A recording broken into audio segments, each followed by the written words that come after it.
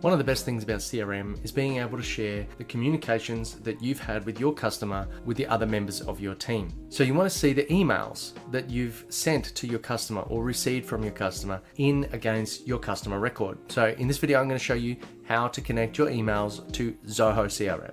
Okay, so I'm going to come up to the gear icon here, and then I'm going to select emails. I'm then going to come over to this email button here, and this is going to give me an option to configure my emails. So I'm going to select get started. Now you can choose your email service. Most people are either with Outlook or Gmail, or you could put your other mail if you're using like a webmail client. So I'm going to select the Outlook. Now, I would always recommend IMAP. What that does is it leaves a copy on your Outlook server and saves a copy against the contact record on the CRM. So let's just hit configure. And from there, you just go through a normal sign-in process and log in. Once you've logged in, it's going to show the connected account with your emails, and it might take a few minutes, but all of your emails will come in up against your lead and contact and account records.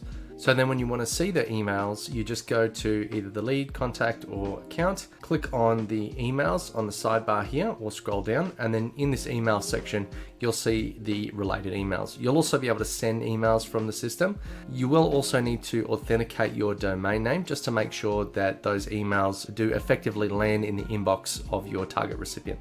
To do that, you come over to the settings, and then from settings, you're in email section. You can set your organizational emails like sales @ contact @ info @ etc. And then if you go to email deliverability, you can add the domains that you're going to send from. So you just hit domain, add the address that you need, and then it'll give you an option to send some details to your developer. Those developer details will be added to your domain name manager or your DNS settings. Then once you've added those details, there'll be an option to activate that information. Once you've activated that domain name, then you'll be able to send emails effectively and have them land in your customer's inbox. If you found this useful, please give us a subscribe, give us a like, and leave your thoughts in the comments. Now that we're finished, you should definitely watch this video.